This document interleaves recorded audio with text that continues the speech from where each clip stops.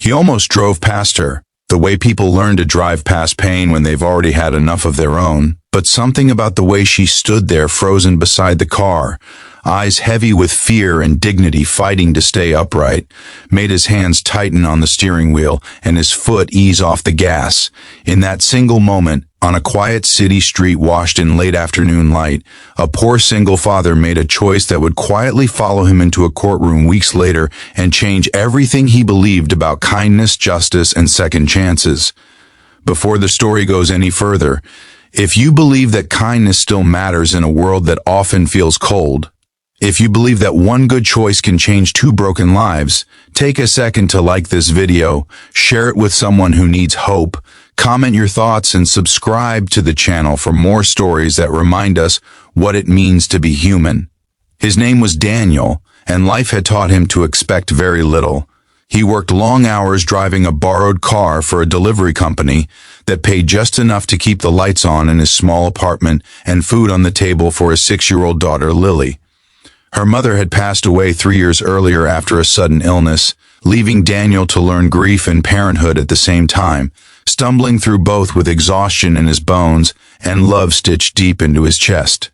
Every morning began before sunrise, packing Lily's lunch, braiding her hair clumsily, promising her that things would get better even when he wasn't sure how.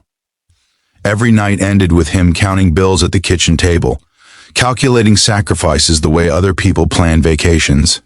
That afternoon had already been a bad one. His delivery shift ran late, Lily's school had called about a missed field trip fee, and his car was making a sound he could not afford to diagnose. He was heading home, rehearsing apologies he didn't know how to explain when he saw her. The stranger stood beside a dark sedan with the driver's door open, her posture rigid, one hand gripping the door as if the world might tilt if she let go.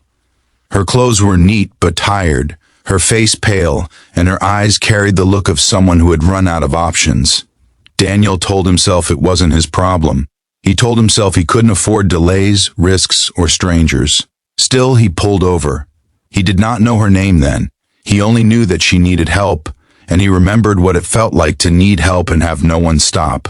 She said she was stranded, that her phone was dead, that she just needed a ride to the courthouse district where she had an important appointment. Daniel hesitated, thinking of Lily waiting at home, thinking of all the warnings the world drills into men like him about trust and danger. Then he thought of the man he wanted his daughter to believe he was. He unlocked the door and nodded, and in that small act of mercy, 2 lives quietly crossed. The ride itself was tense and quiet. Traffic hummed around them, the city moving on without noticing the fragile bubble inside the car. Daniel sensed that the woman carried a story she wasn't ready to share, and he respected the silence.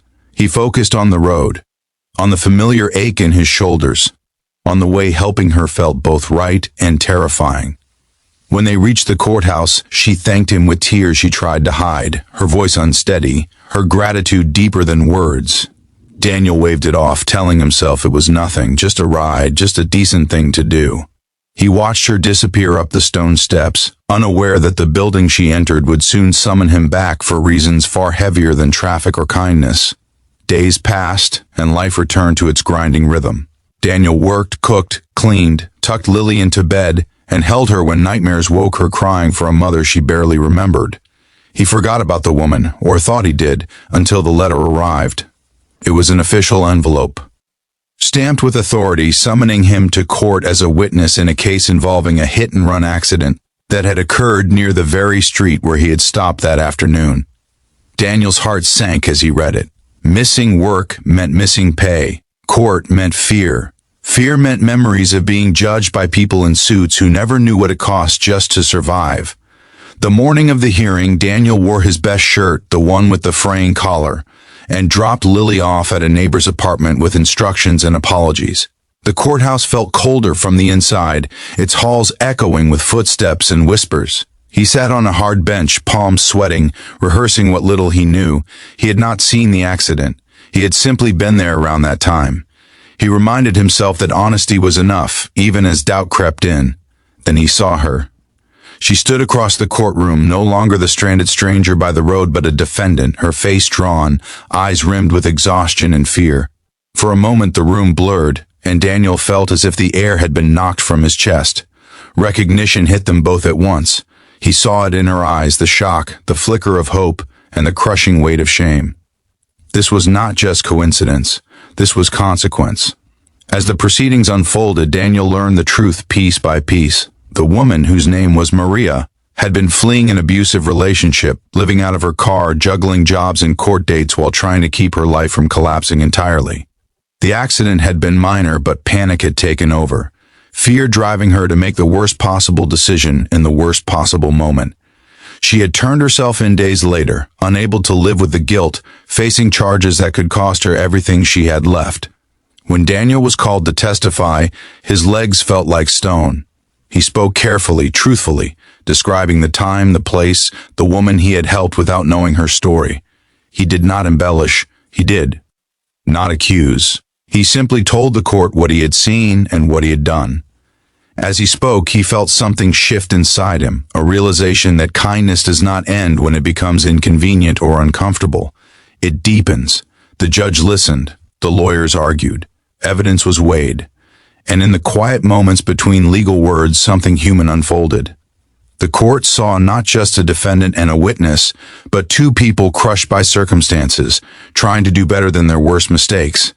Daniel's testimony did not erase Maria's actions, but it painted her as a whole person rather than a single moment of fear.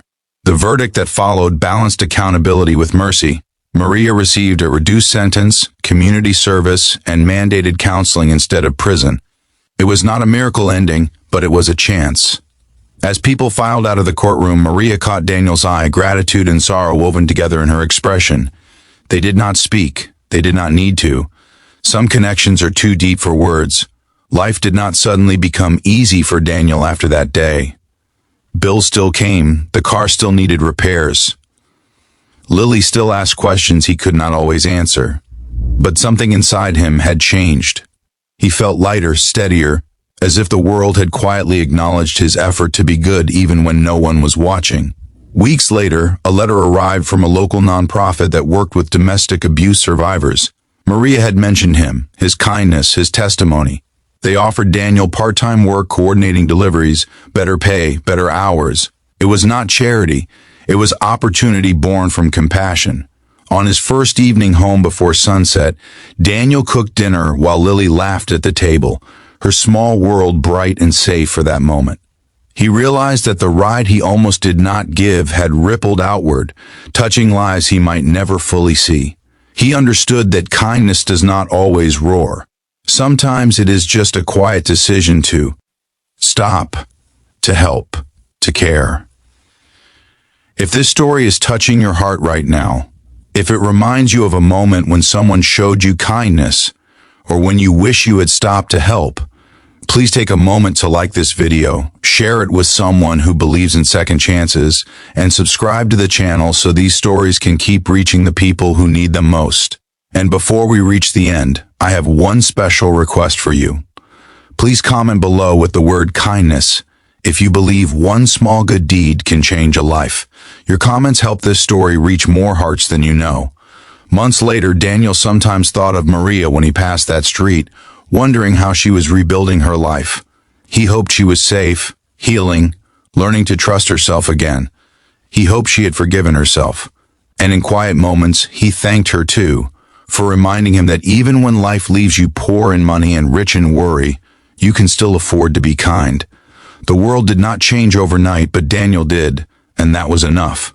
Because somewhere between a broken car, a silent ride, and a frozen moment in court, a single father learned that the most powerful legacy he could leave his daughter was not wealth or comfort, but the courage to stop for a stranger and the strength to tell the truth.